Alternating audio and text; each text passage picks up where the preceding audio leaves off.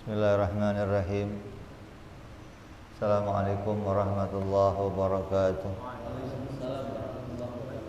Al-Fatihah ila ruhi Sayyidina wa Habibina wa Syafi'ina Rasulillah Sayyidina Muhammad ibn Abdullah sallallahu alaihi wa ala alihi wa sahbihi wa azwajihi wa dhurriyyatihi.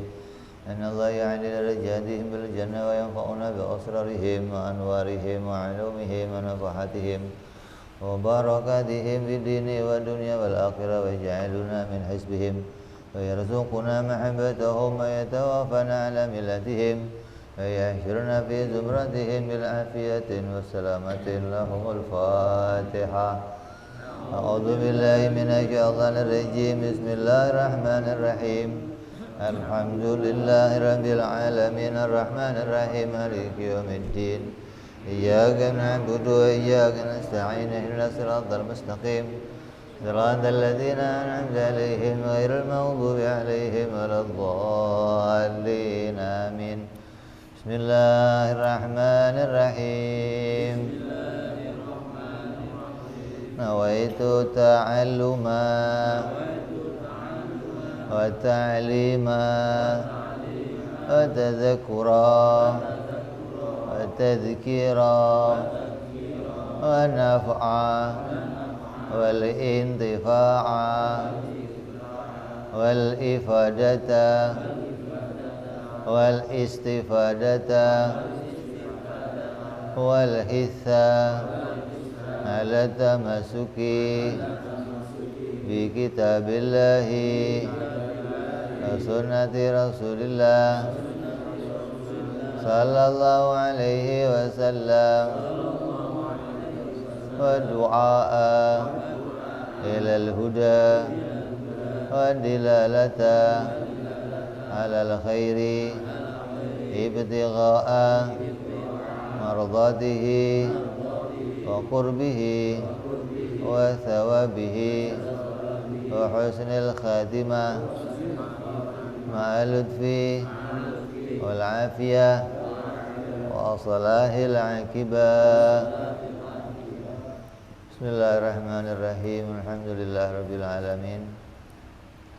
Wa bihi nasta'inu ala umuri dunya waddin. Wassalatu wassalamu ala Rasulillah Sayyidina wa habibina wa syafi'ina wa maulana Muhammadin sallallahu alaihi wa ala alihi wa sahbihi ajma'in. Amma ba'du. Qala musanniful kitab Hadratus Syekh Sa'id bin Armiyah rahimahullah wa ghafara lahu wa liwalidayhi wa nafa'na bihi fid dharain. Allahumma aftah qulubana futuhal arifin wa bihidmatika wansur alaina birahmatika ya arhamar rahimin. Ilan qal, sampai pada penghujung kitab. Catatan penting, halaman 60, halaman 84.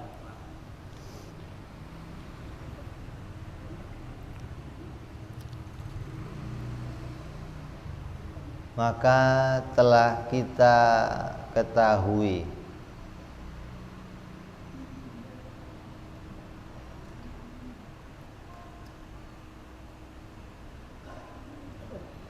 bahwa sesungguhnya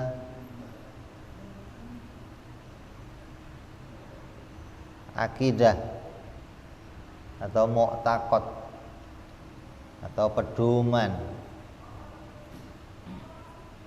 yang berkaitan dengan hak-haknya Allah Subhanahu wa ta'ala dan akidah atau pedoman yang berkaitan dengan hak-haknya para Rasul alaihi wassalatu wassalam, kesemuanya itu terkumpul di dalam dua kalimat syahadat. Jadi kita sudah tahu, sudah kita fahami secara terperinci Sudah kita jelaskan satu persatu tiap-tiap akidah yang berkaitan dengan hak-haknya Allah dan tiap-tiap akidah yang berkaitan sama hak-haknya para Rasul alaihi wassalatu wassalam. Maka semuanya yang telah kita jelaskan itu akan bisa kita ingat ketika kita membaca kalimat La ilaha illallah Muhammadur Rasulullah. Jadi kalau kita bicara, kitabnya kan tebel Beb, dari awal sampai akhir susah mengingatnya. Kalau mau kita ingat satu persatu itu kita kesulitan, maka kita ingat secara global dari definisi ketuhanan dan definisi seorang utusan.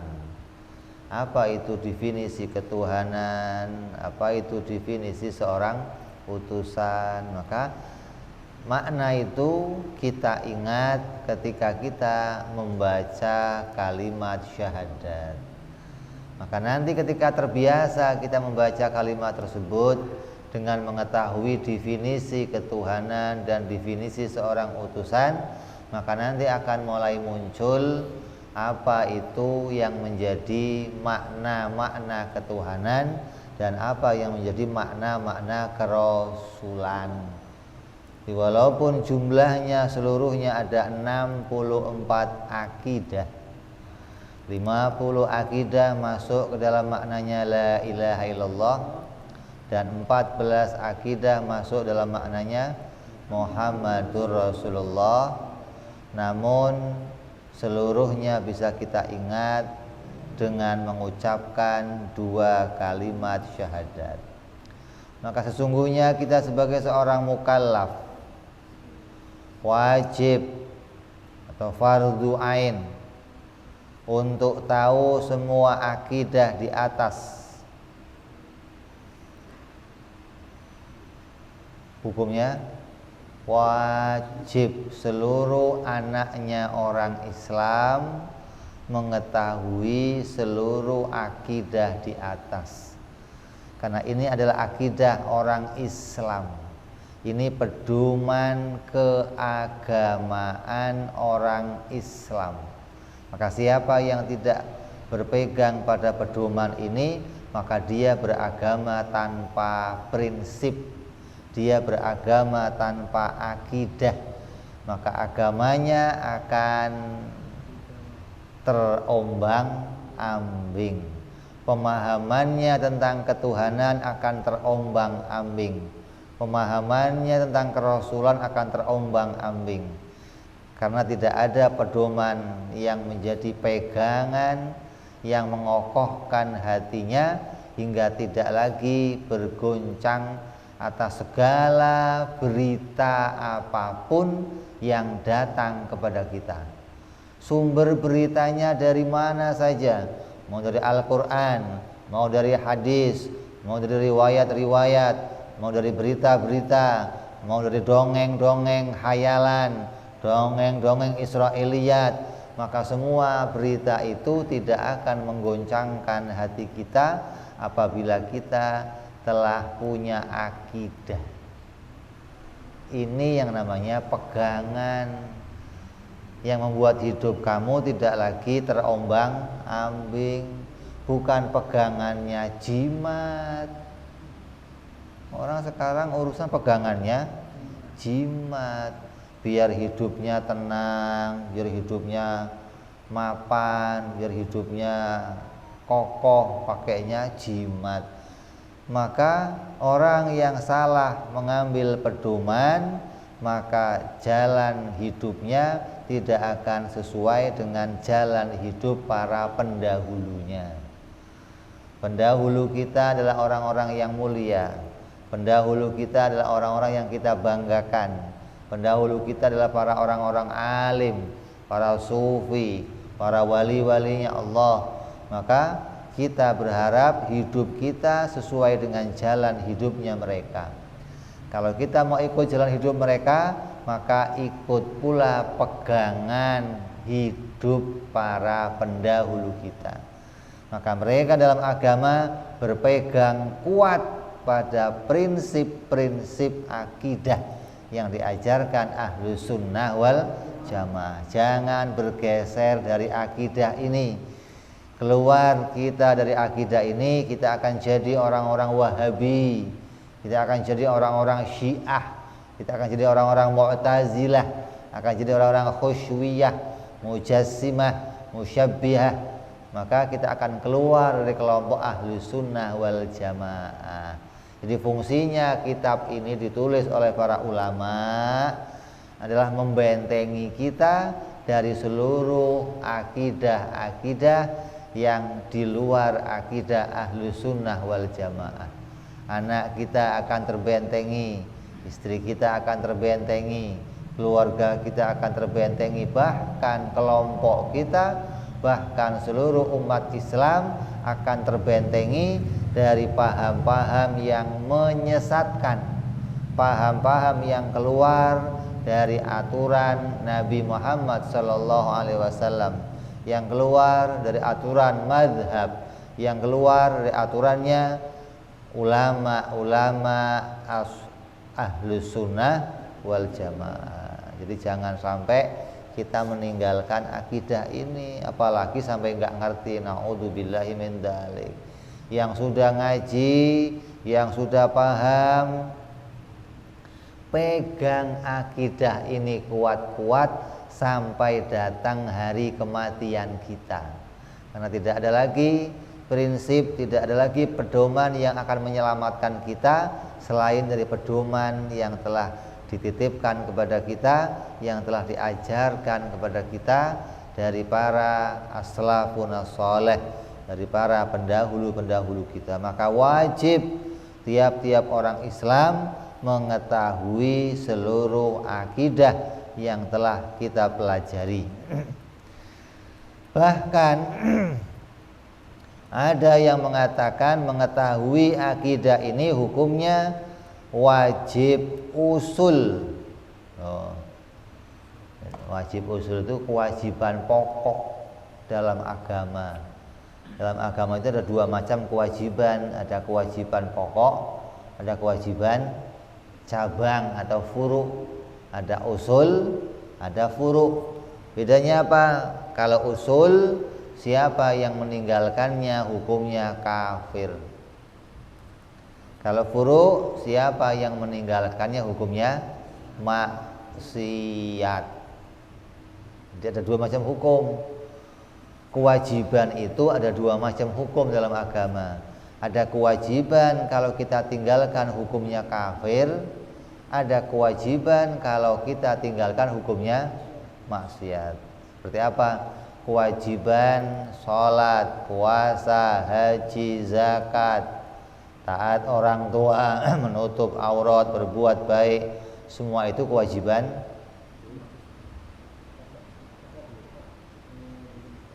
Kewajiban cabang, kewajiban furu' namanya. Kenapa? Kalau itu semua kita tinggalkan, hukumnya berdosa atau hukumnya maksiat, wajib bertaubat. Ada lagi kewajiban usul, kewajiban pokok. Seperti apa?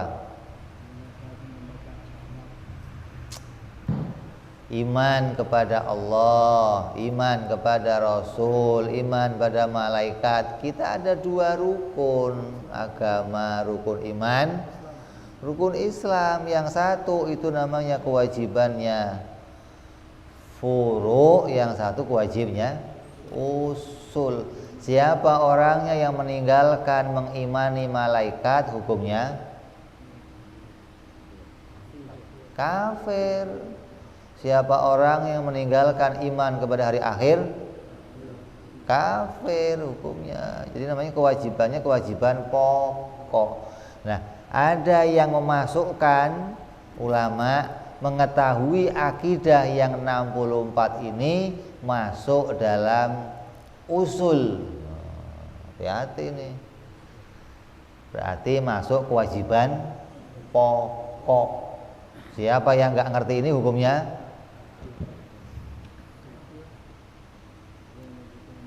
Siapa yang nggak ngerti 60 akidah ini hukumnya? Oke, coba. Ada ulama yang menetapkan 60 akidah ini masuk dalam kewajiban usul. Ada pula ulama yang memasukkan 60 akidah ini masuk kewajiban furu'. Siapa yang meninggalkannya hukumnya dosa. Berarti kewajiban mengenal Allah itu diperselisihkan oleh ulama antara wajib usul atau wajib furu'. Tapi tetap keduanya mewajibkan. Begitu. Jangan sampai kita meringankannya, nggak wajib, nggak usah ngaji tauhid. Mana buktinya? Mana dalilnya? Mana ulama yang mengatakan nggak usah ngaji tauhid? Begitu dong. Ulama-ulama kita bersepakat, satu kelompok ulama mengatakan mengaji akidah yang 64 ini hukumnya wajib usul. Sebagian lagi mengatakan wajib furu'. Kesimpulannya keduanya mewajibkan. Berarti sudah tidak bisa ditawar. Kalau saya nggak ngaji gimana, Bib? Kalau saya gini gimana, Bib? Nggak ada tawar menawar pada kewajiban. Sami'na wa ata'na. Begitu. Jangan nawar-nawar kayak orang Yahudi. Kalau gini gimana? Kalau gini gimana? Kepret aja yang begitu-begitu. Maka ini menjadi sebuah kewajiban bagi orang-orang mukallaf, bagi anak-anaknya orang Islam, untuk segera menjadi orang yang mengenal kepada seluruh akidah yang 64 ini, sampai memahami pula dalil-dalilnya.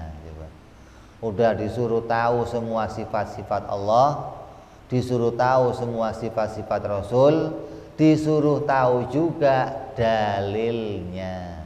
Artinya kita nggak boleh ikut-ikutan kepada pendapatnya orang lain, nggak boleh ikut-ikutan pada penemuan orang lain, tapi kita sendiri harus punya penemuan sendiri.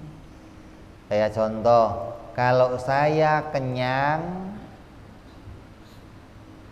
kamu ingin ikut kenyang, bisa nggak kenyang saya oper ke kamu?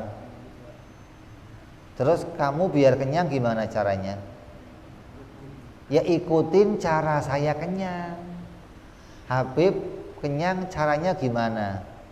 Makan. Maka kalau kamu pengen kenyang caranya makan. Nah, begitu pula akidah ini.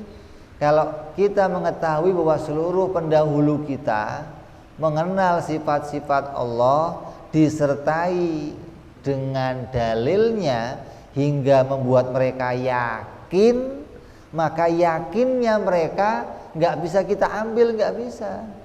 Kalau kita pengen yakin seperti mereka, ya kita tahu sifat-sifat Allah disertai dalilnya. Nanti akan punya keyakinan sama dengan keyakinan para pendahulu kita. Nggak bisa, pendahulu saya sudah yakin, saya tinggal ikut aja yakinnya. Mana bisa yakin ditransfer? Bisa? Bisa? Kalau pulsa bisa ditransfer, ilmu bisa nggak ditransfer?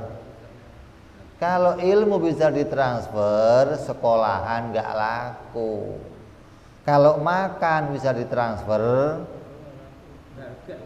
lah ya dong gimana? Jadi urusan yakin ini nggak bisa ikut-ikutan. Kamu harus membangunnya sendiri. Gimana cara bangunnya? Tanya yang sudah bangun. Mereka memberikan petunjuk, caranya kami yakin kepada Allah hingga tidak goncang-goncang lagi keyakinan kami. Kami mengenal sifat Allah beserta dalilnya. Kami mengenal sifat para rasul beserta dalilnya, hingga kami nggak akan terkecoh, nggak akan terpengaruh dengan datangnya fitnah-fitnah yang baru, berita-berita yang baru. Itu semua akan mudah kita tepis. Ada datang orang ngaku nabi lagi, bisa kita tepis. Ada orang ngaku-ngaku sebagai malaikat, ada, bisa kita tepis. Ada orang ngaku-ngaku sebagai macam-macam, bisa kita tepis. Kenapa? Karena kita mengenali prinsip-prinsip dalam agama yang jadi pokok. Bagaimana sih seorang nabi? Oh begini, berarti yang nggak begini bukan nabi. Hingga kita nggak akan mudah lagi tertipu. Bagaimana sih hak-hak ketuhanan? Oh begini, yang nggak begini bukan Tuhan. Kita bisa punya keyakinan dan nggak akan tergoyahkan lagi insya Allah sampai hari kematian kita, hingga kita mati bawa iman dan Islam ke hadapan Allah Subhanahu wa ta'ala. Ini yang kita harapkan. Maka jangan sampai kita nggak ngerti akidah ini. Yang sudah ngerti jangan sampai lupa, jangan sampai ganti akidah, jangan sampai pindah prinsip, tetap pegangi prinsip ini agar jadi kekuatan kita untuk mempertahankan iman sampai hari kematian kita. Ini pokok utama namanya. Jangan sampai nanti ada orang Islam yang kemudian tiba-tiba pindah jadi orang Kristen. Ada orang Islam yang kemudian jadi syirik kepada Allah. Ada orang Islam yang kemudian ikut ajarannya Ghulam Ahmad. Ada orang Islam yang kemudian berakidah yang melenceng dari akidah yang telah diajarkan oleh para pendahulu-pendahulunya. Ya, jadi jelas ini wajib tiap orang Islam tahu akidah yang 64 ini, dan wajib pula mengetahui dalilnya. Bukan hanya tahu sifat-sifat Allah. Kalau anak-anak kita bukan tahu, cuman menghafal. Hafal sifat-sifat Allah, wujud, qidam, baqa, hafal anak-anak kita. Tapi nggak ngerti hukumnya, apalagi dalilnya.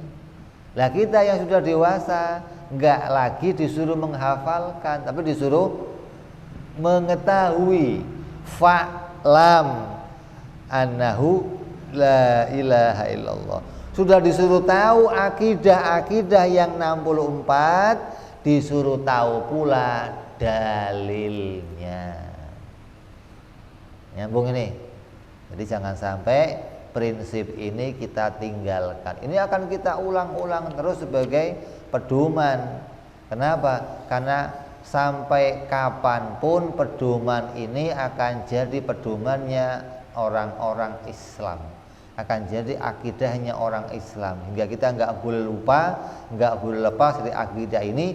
Jangan sampai pula lepas mengajarkannya. Sepanjang waktu ajarkan akidah ini, sepanjang waktu syiarkan akidah ini, agar semua orang Islam tetap berpedoman pada pedoman Ahlus Sunnah wal Jamaah.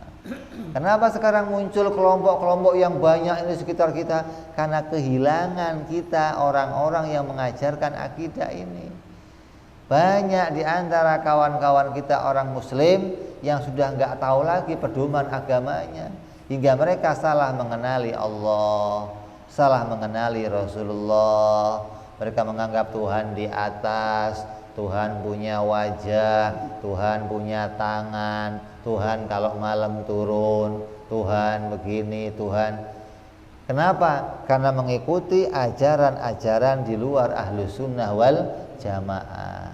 Karena mereka tidak lagi menjumpai ada orang-orang yang mengajarkan ilmu akidah di sekitarnya hingga mereka kehilangan pegangan tentang agamanya sendiri. Alhamdulillah kita masih dikumpulkan oleh Allah Subhanahu wa taala dengan orang-orang yang bisa menyampaikan akidah ini. Kita bersyukur masih ada ulama-ulama yang mau menuliskan kitab-kitab ini hingga kita bisa membacanya, bisa mengikutinya, bisa menjadikannya sebagai pedoman keagamaan kita yang akan membawa kita selamat di dunia sampai di akhirat. Kemudian orang mukallaf juga harus tahu. Setelah kita diperintahkan tahu sifat-sifat Allah, itu matiin aja kipas juga. Diperintahkan tahu sifat-sifat Allah, diperintahkan pula tahu dalilnya, maka orang mukallaf, orang Islam juga diperintahkan tahu tentang thariqah. Tadi syariahnya, perintahnya fa'lam, isinya mana, yaitu tahu wujud qidam baqa sampai mutakaliman beserta dalilnya. Kemudian diperintahkan pula tahu thariqah. Thariqah apa? Cara mengumpulkan makna dua kalimat syahadat, cara mengumpulkan seluruh akidah-akidah tersebut dan bisa memasukkannya ke dalam makna kalimat syahadat. Ya, itu thariqahnya. Kita ngaji akidah jumlahnya berapa? 64 akidah. 50 akidah yang masuk dalam maknanya la ilaha illallah, 14 akidah masuk dalam maknanya Muhammad Rasulullah. Nah, setelah kita diperintahkan tahu jumlah akidah itu disertai dalilnya, kita diperintahkan tahu pula gimana sih caranya akidah itu bisa masuk dalam kalimat syahadat. Kalau nggak ngaji ya pikun, kamu nggak akan bisa. Gimana caranya memasukkan akidah yang 50 ke dalam la ilaha illallah? Gimana caranya memasukkan akidah yang 14 ke dalam Muhammad Rasulullah? Kamu diperintahkan pula untuk tahu. Tahu nggak? Udah tahu? Alhamdulillah. Kalau belum tahu, kita ulang lagi ngajinya. Ya, sampai tahu. Butuhnya apa? Butuhnya tahu apa? Kalau belum tahu, maka jadi jalan untuk kita untuk terus ngaji, jangan putus. Jangan terus, oh saya sudah pernah ngaji.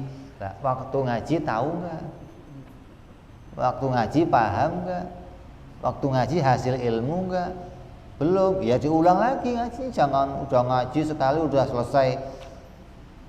Nanti anggap vaksin apa?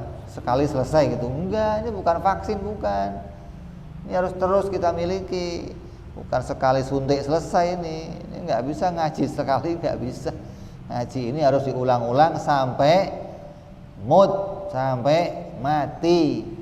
Hatta ya'tiyakal yakin, sampai datangnya kematian.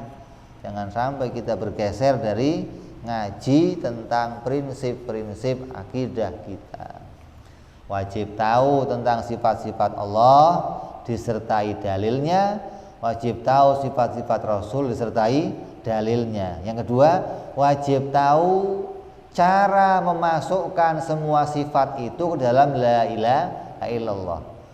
Tahu cara memasukkan sifat-sifat Rasul dalam maknanya Muhammadur Rasulullah. Ini dua kewajiban yang kita harus kerjakan. Dan setelah bisa mengumpulkan makna mu'taqad semuanya ke dalam maknanya la ilaha illallah Muhammadur Rasulullah, maka tugas berikutnya adalah memperbanyak zikir kalimat la ilaha illallah Muhammadur Rasulullah disertai mengingat maknanya. Berarti sampai pada hakikat. Setelah ada syariah, thariqah, kemudian hakikat. Sampaikan hati kita, bawa hati kita untuk senantiasa ketika mengucapkan kalimat tersebut hadir makna-makna itu dari hati kita. Jangan sampai kita tahu, kita memahami, tapi ketika kita menyebutkan kalimat tersebut makna-makna itu tidak hadir di hati kita. Artinya kita nggak sampai makna hakikatnya, nggak sampai pada tujuannya. Apa tujuannya? Tujuannya setelah mempelajari, mengetahui caranya, tujuannya adalah bisa senantiasa mengingat kepada Allah Subhanahu wa ta'ala. Ini tujuannya, bisa menjadi orang yang terus mengimani Allah dengan hak-hak Allah yang sebenarnya, mengimani Rasul dengan hak-hak yang sebenarnya. Maka tugas kita berikutnya adalah memperbanyak membaca kalimat tersebut disertai menghadirkan maknanya dalam hati kita agar keimanan kita menjadi sempurna. Dan usahakan dalam memperbanyak zikir kalimat la ilaha illallah Muhammadur Rasulullah itu harus sampai bisa menyatu dua kalimat tersebut dan maknanya dengan daging dan menyatu dengan darah kita. Usahakan yang kita pelajari sifat-sifat Allah dan sifat-sifat para Rasul itu mendarah daging dengan diri kita. Artinya apa? Maksudnya mendarah daging itu maksudnya adalah menyatu dengan daging kita dan menyatu dengan darah kita. Daging yang dimaksud di sini adalah baca apa sih itu? Daging yang dimaksud dalam kitab ini adalah lidah, lisan. Darah yang dimaksud dalam makna ini adalah hati, gitu.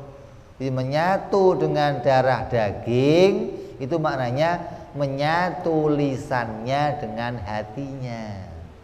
Ketika lisannya mengucapkan la ilaha illallah, hatinya ingat maknanya. 64 tadi muncul di hati kita, gitu loh. Kayak ginilah, kalau kamu ngomong rumah, yang muncul di pikiran kamu apa? Nah, kalau kamu ngomong Allah, yang muncul apa?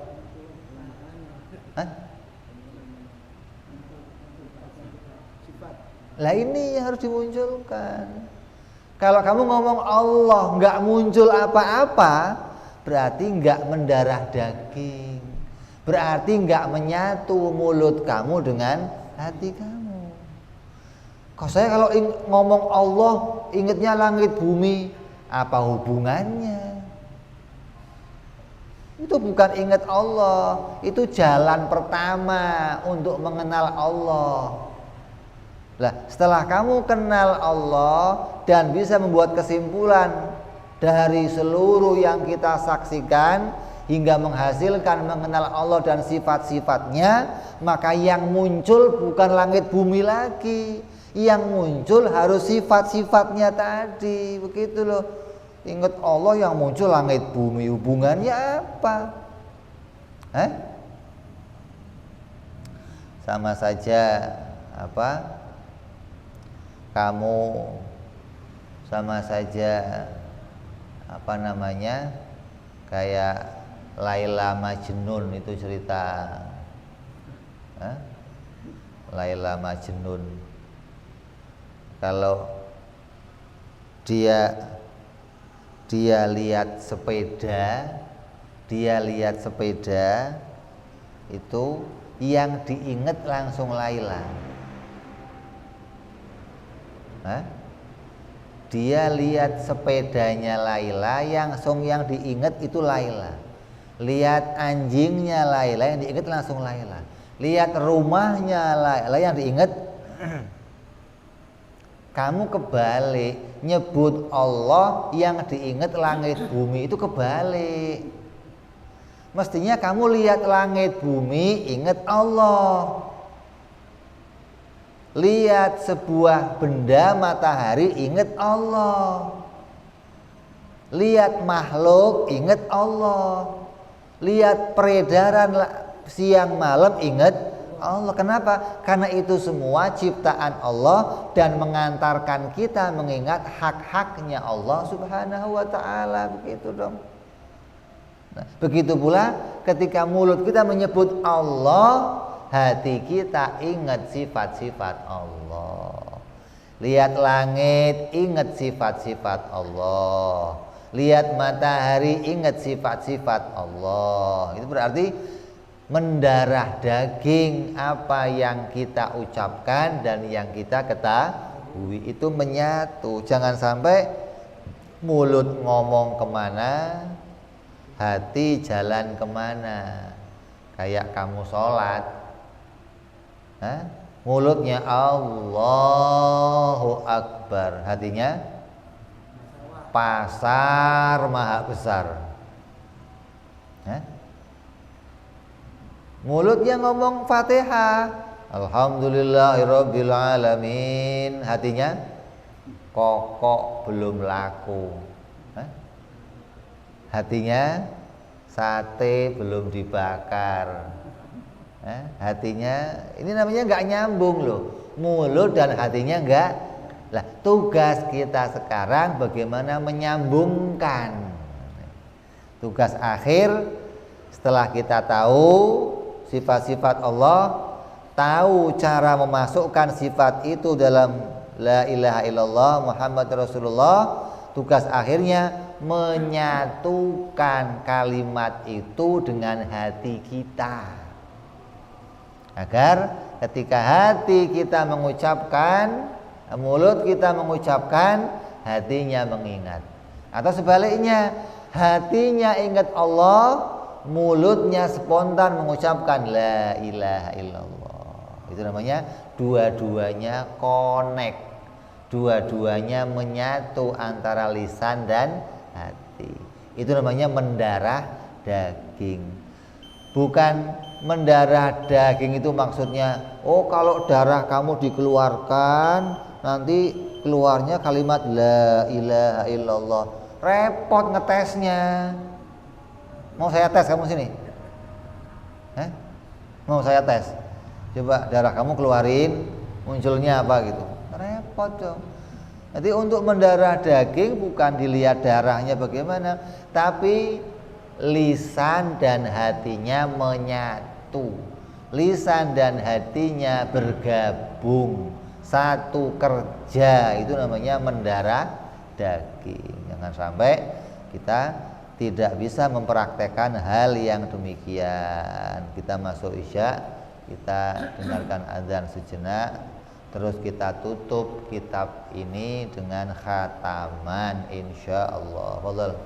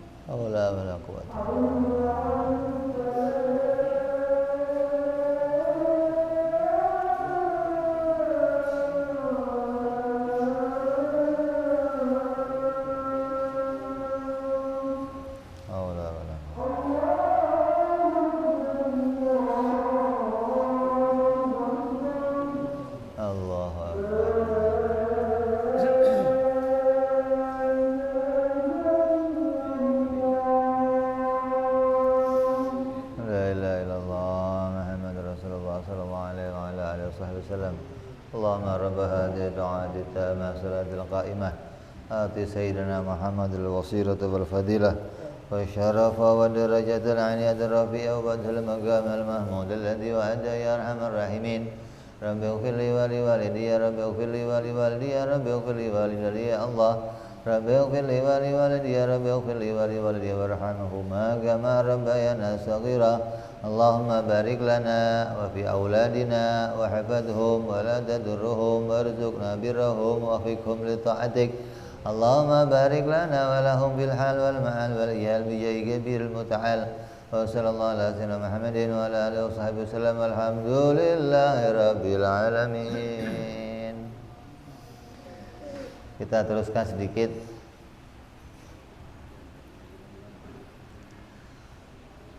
Jadi tugas kita, kewajiban kita ada 3. Yang pertama, mengenal sifat-sifat Allah dan sifat-sifat Rasul disertai dalilnya, disertai buktinya. Yang kedua, sifat-sifat tersebut bagaimana caranya bisa kita masukkan ke dalam La ilaha illallah Muhammadur Rasulullah. Tugas ketiga kita bagaimana menyatukan makna yang terkandung di dalam kalimat tersebut dalam diri kita. Menyatukan makna tersebut dengan lisan kita. Makna yang telah kita ketahui bisa senantiasa muncul ketika lisan kita menyebut nama Allah dan menyebut nama Rasulullah sallallahu alaihi wasallam. Maka apabila demikian, maka kita telah berhasil membawa akidah, berhasil berpegang kepada akidah sesuai dengan perintahnya Allah Subhanahu wa ta'ala.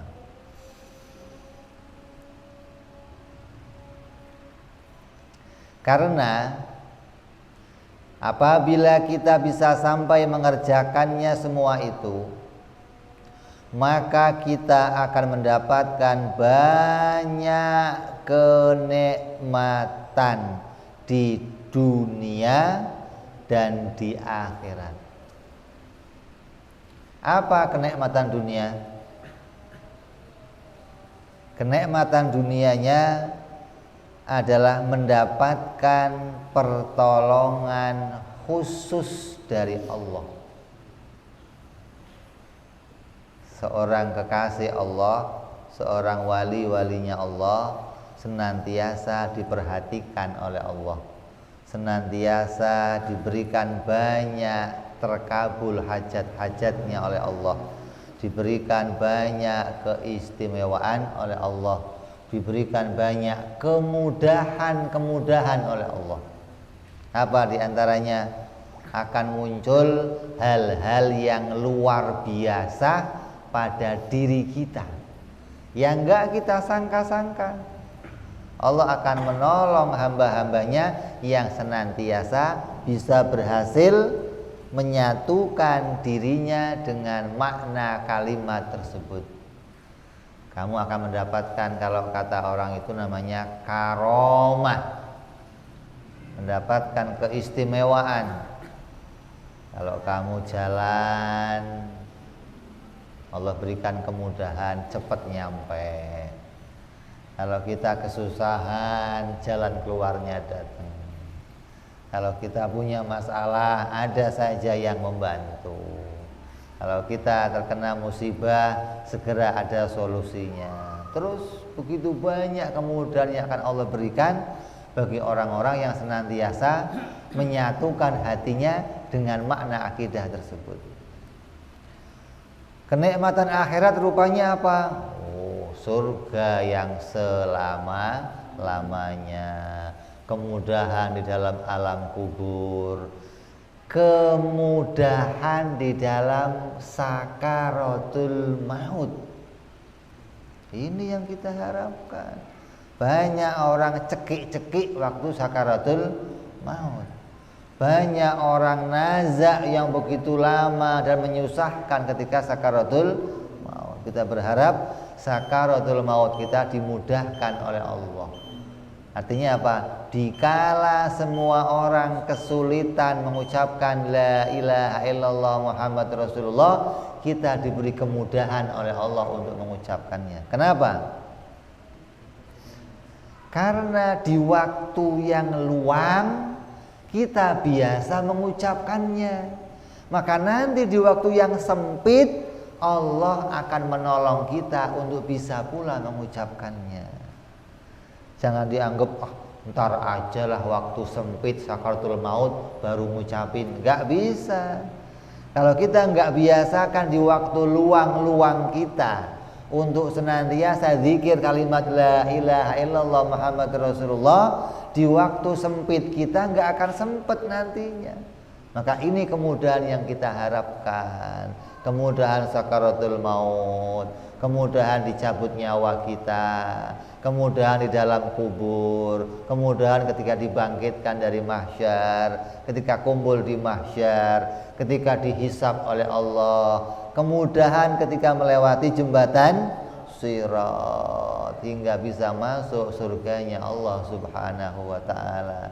Semua kemudahan itu akan diperoleh oleh orang-orang yang senantiasa bisa membawa dirinya dan makna-makna kalimat ini menjadi sesuatu yang mendarah daging, menyatu terus terbawa keduanya dalam kehidupannya di dunia.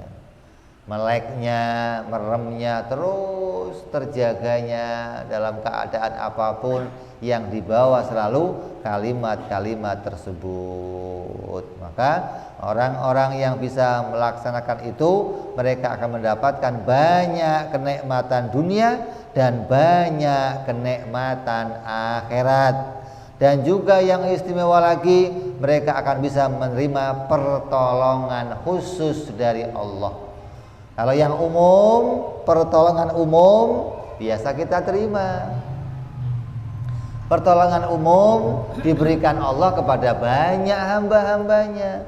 Tapi ada pertolongan khusus yang Allah berikan, ini yang kita harapkan. Pertolongan yang istimewa, pertolongan khusus yang akan menjadikan diri kita menjadi para kekasih-kekasihnya Allah Subhanahu wa ta'ala. Kita mohon kepada Allah, la rabba ghairuh wa la ma'buda siwa subhana sa'aluhu ayaj'alana wa ahibbatana indal mauti natiqin bi kalimati syahadati alimina biha. Ya Allah, aku bermohon kepada Engkau semoga menjadikan aku dan menjadikan orang-orang yang kucintai, menjadikan orang-orang yang mencintaiku, keluargaku, tetanggaku semuanya, berikan mereka kemudahan untuk bisa mengucapkan dua kalimat syahadat dan mengingat pada maknanya ketika menghadapi hari kematian, agar kami ya Allah bisa mati dalam keadaan husnul khatimah, selamat di dunia sampai nanti di akhirat. Amin Allahumma amin. Wa sallallahu ala sayyidina wa maulana Muhammadin adada ma dzakarahu dzakirun wa ghafala an dzikril ghafilun wa radiyallahu ta'ala an ashabi sayyidina Rasulillah ajma'in wa anta bi'ina lahum bi'isanin ila yaumiddin wa salamun alal mursalin walhamdulillahi rabbil alamin bisirril Fatihah. A'udzu billahi minasy syaithanir rajim. Bismillahirrahmanirrahim.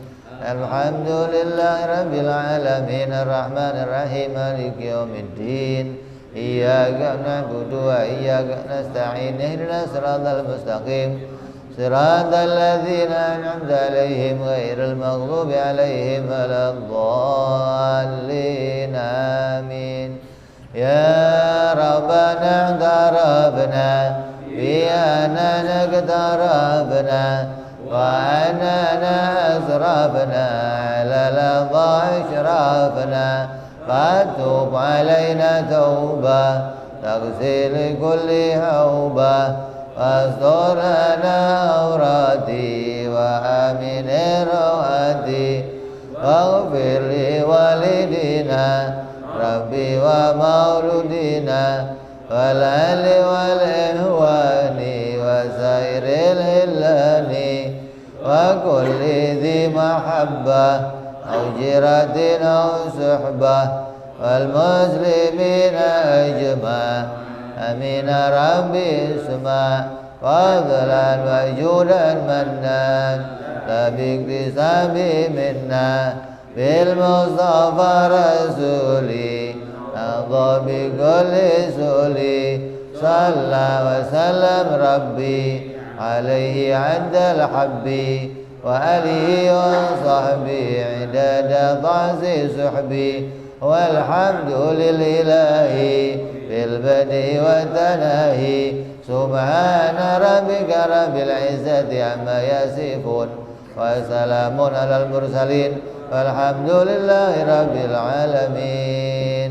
Assalamualaikum warahmatullahi wabarakatuh.